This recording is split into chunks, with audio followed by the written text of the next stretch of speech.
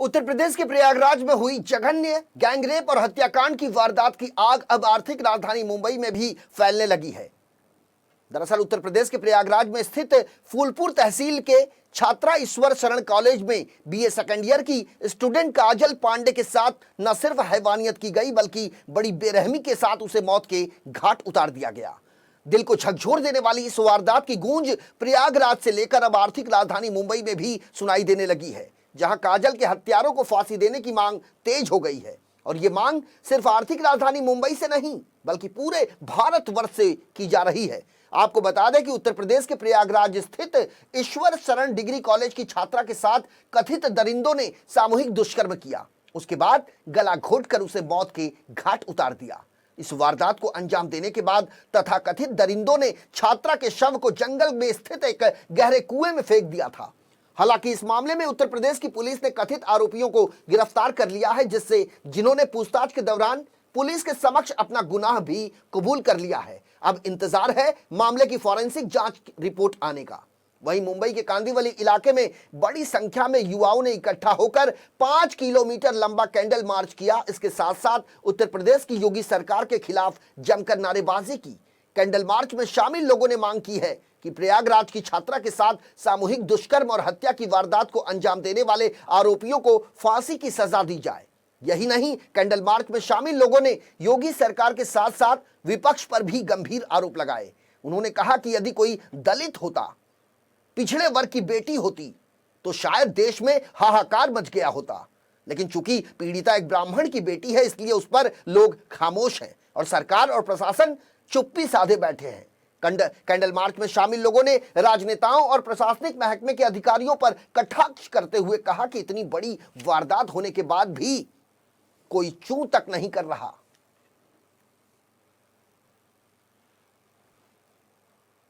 मैं महाराष्ट्र की धरती से यही मांग रखता हूं कि काजल जैसी कितनी बेटियों के साथ आज बलात्कार हो रहा है, हत्याएं हो रही हैं। और जैसे कि मोदी और योगी जी बोलते हैं हमारा शासन प्रशासन बहुत बढ़िया है, डबल इंजन की सरकार चल रही है, लेकिन आज ऐसी कितनी बहन बेटियों के साथ बलात्कार करके हत्याएं कर दी है। लेकिन लोग आज इंसाफ के लिए भटक रहे हैं, इंसाफ नहीं मिल पा रहा है। योगी और मोदी जी को हम सब यहाँ महाराष्ट्र की धरती से चेतावनी देते हैं, योगी और मोदी जी आप बहन बेटियों को इंसाफ दिलाओ, नहीं तो हम आपको जड़ से उखाड़ के फेंकेंगे, फिर आप 50 साल तक वापस नहीं आओगे। कितनी बच्चियों के साथ हमारे हिंदुस्तान में सुनने में आता है, आज ये कोने में हुआ, वो कोने में हुआ।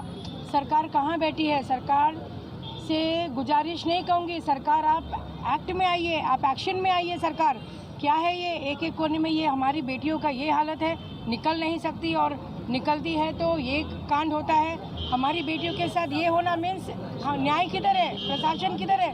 हमारे योगी और मोदी साहब से ये विनती है, विनती भी नहीं है तो स्ट्रिक्ट एक्शन लेना चाहिए कि ये क्या हो रहा है। इलाहाबाद में इस बच्ची के साथ रेप किया गया है और उसके बाद कुएं में डाल दिया गया है। मरने के बाद भी अभी तक कोई सुनवाई नहीं हुआ। इसके बाद एक आरोपी था जो कोई ठाकुर था, उसके ऊपर से उसको अरेस्ट किया गया, लेकिन उसने अभी तक बोला है कि सिर्फ वो अकेला था। लेकिन अस्पताल में पता किया गया है तो उसके बाद पता चला है कि इसके साथ मिलकर रेप किया गया है, जो कि बहुत ही घिनौना हरकत है। जो हमारा प्रयागराज हॉस्टल, हमारी बहन बेटियां हॉस्टलों में कितने रहती हैं, अगर उनके साथ आज ऐसा होगा तो कोई अपनी बहन बेटियों को हॉस्टल में नहीं भेजेगा।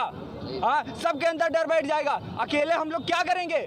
सबको बाहर आना होगा। जो घटना हुआ है मैं यही चाहूँगा कि जिन्होंने किया है, कातिल एक का नाम लिया जा रहा है प्रिंस ठाकुर करके, और 3 जन मिलके किए, उनको बचाया जा रहा है। तो मेरे से सरकार से अपील है कि उन तीनों को भी जितने हैं उनको पूरा प्रॉपर सजा दिया जाए। सबसे पहले तो सीबीआई की जांच हो, क्योंकि यूपी पुलिस कुछ नहीं कर रही है। अगर यूपी पुलिस को करना होता अब तक यूपी पुलिस कर चुकी होती। नॉर्मल हम लोग को भी पता है, कुछ लोग बता रहे थे कि उनका प्रेमी है।